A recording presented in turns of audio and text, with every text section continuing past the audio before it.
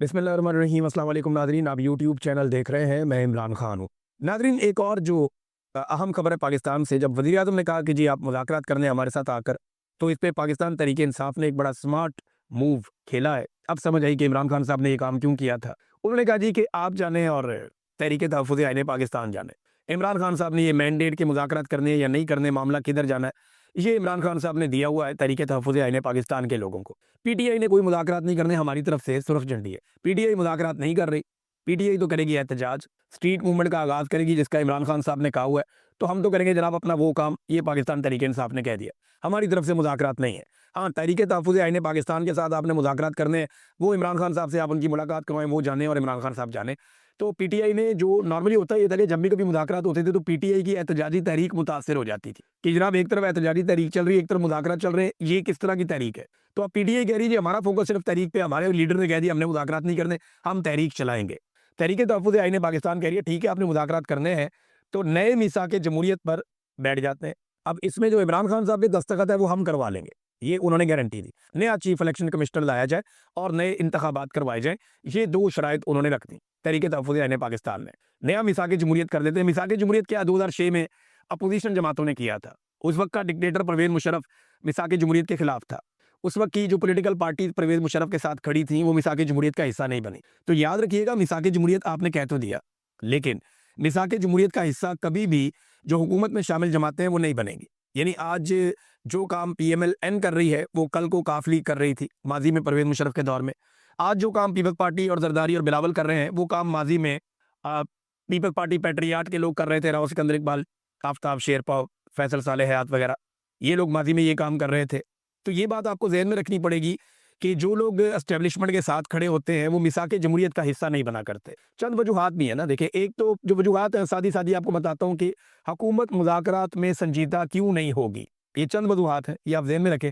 Number 1 Imran Khan की मकबूलियत, जब तक इमरान खान मकबूल है हुकूमत मुज़ाकरात पे नहीं आएगी, क्योंकि फिर इलेक्शन में जाना पड़ेगा। नंबर 2 एस्टेब्लिशमेंट के साथ उनकी शराकत है, तो मुज़ाकरात तो एस्टेब्लिशमेंट के खिलाफ ही होने हैं, तो वो नहीं आ पाएँगे। नंबर 3 अवाम में बिल्कुल वक़्त खो दी है इन्होंने, अवाम इनको मुँह नहीं लगा रही, तो ये मुज़ाकरात में आके इलेक्शन में क्यों जाए। और नंबर 4 गवर्नेंस में बिल्कुल नाकामी है, इनके पास कोई ऐसी चीज़ नहीं है जिसकी बुनियाद के ऊपर ये पब्लिक में जाकर ये कहें कि जनाब हमने ये काम कर दिए, अवाम को दिखाने के लिए भी इनके पास कुछ नहीं है।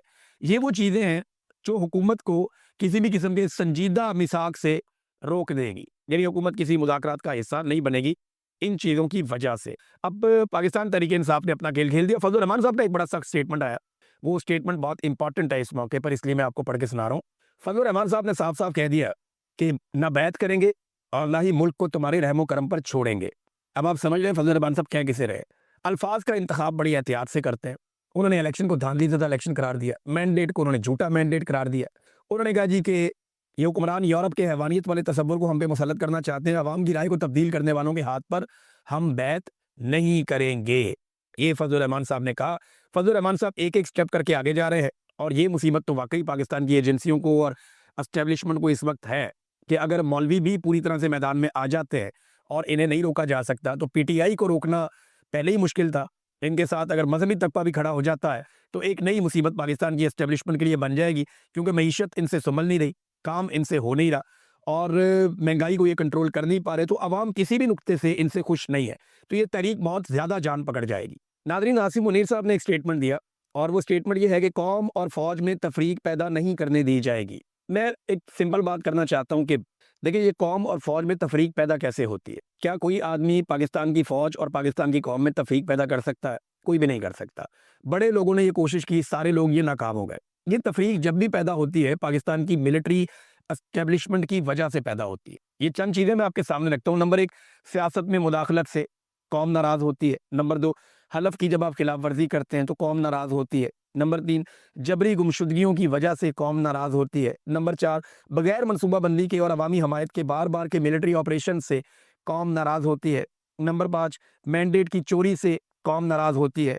नंबर 6 सबसे मकबूल अवामी रहनुमा को जेल में रखने से कौम नाराज़ होती है। नंबर 7 ये भी है कि जब दिफा का काम छोड़ के बाकी काम किए जाते हैं, बाकी कारोबार किए जाते हैं, तो कौम को वो चीज़ें पसंद नहीं आती। लोग नाराज़ होते हैं, थोड़ा-थोड़ा उनमें रिएक्शन पैदा होता है। ये वो चीज़ें हैं अगर जिन्हें बंद कर दिया जाए, तो कौम और फ़ौज के बीच में कोई नाराज़गी किसी किस्म की नहीं होगी। इसका तजुर्बा करके देखा जा सकता है। नाज़रीन, एक और ख़बर है, और ये खबर जनाब बीबीसी के ऊपर भी छपी है, मुख्तलिफ जगहों पे आई है। खबर ये है कि अक़वाम मुत्तहिदा की खसूसी नुमाइंदा है जिनका नाम है डॉक्टर एलिस जिल।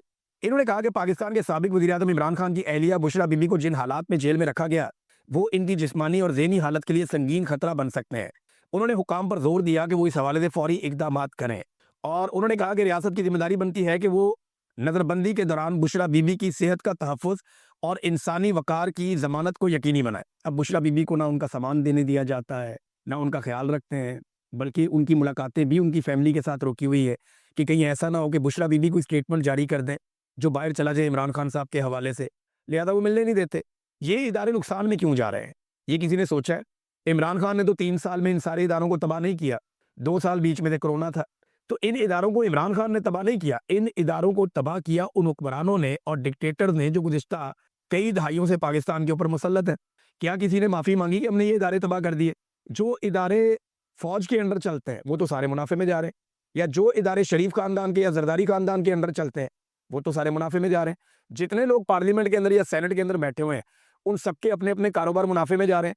तो पाकिस्तान खसारे में क्यों जा रहा है? जब ये लोग मुनाफ़ा कमाना जानते हैं, तो पाकिस्तान के लिए मुनाफ़ा क्यों नहीं कमाते? अपने लिए ये कमाते हैं।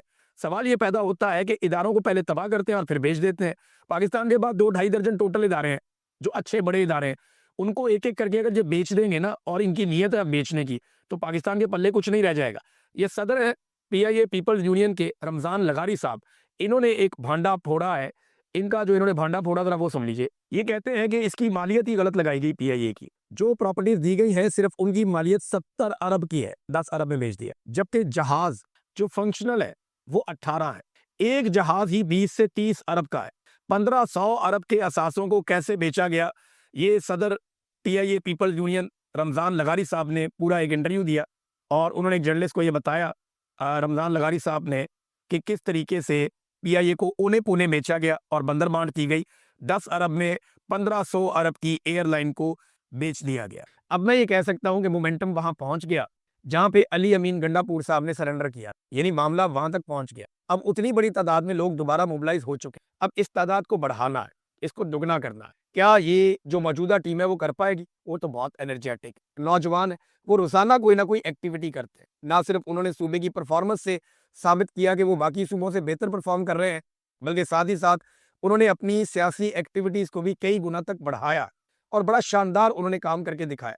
बड़े घाघ और पुराने सियासतदानों का इन्होंने मुकाबला किया, नौजवानों की इस टीम ने, और इमरान खान साहब ने इस टीम पर भरोसा भी किया। अब जनाब जो हरीपुर के मनाज़िर हैं, वो तो ये बता रहे हैं कि खैबर पख्तूनख्वा एक मरतबा फिर तैयार है। याद रखिएगा, जब ये क्राउड मालाकंड जाएगा ना, फिर आपको पता चले, क्योंकि मालाकंड एक ऐसी जगह है जहाँ पे बहुत ताकत है पाकिस्तान तहरीक-ए-इंसाफ के पास। हज़ारा वो डिवीज़न है, या एबटाबाद, हरीपुर, जहाँ पे पीएमएलएन कहीं न कहीं कुछ ना कुछ बाकी है। वो इलेक्शन तो नहीं जीत पाएंगे, नवाज़ शरीफ खुद यहाँ से इलेक्शन हार गए, लेकिन किसी न किसी सूरत में कुछ ना कुछ उनकी बाकियात हैं वहाँ। फॉर्म 47 ना मिले तो इलेक्शन नहीं जीत सकते, लेकिन फिर भी आप ये कह सकते हैं कि वो वहाँ एग्जिस्ट कर। मगर दूसरी जानिब जो वहाँ से रिस्पॉन्स मिला पाकिस्तान तहरीक-ए-इंसाफ को या सुहेल अफरीदी को, अब प्लान उनका ये है कि पूरा पाकिस्तान बंद कर। वो जब कहते हैं ना कि हर चौक डी चौक, तो इसका एक मतलब है। इसका मतलब है कि अब डी चौक जाने की ज़रूरत नहीं है, हर चौक को डी चौक बनाने की ज़रूरत है। आप पाकिस्तान के हर चौक में बैठ जाएँ, हर जगह पे निकल के बाहर आ जाएँ और पाकिस्तान के अंदर जो है वो काम रोक दे पब्लिक।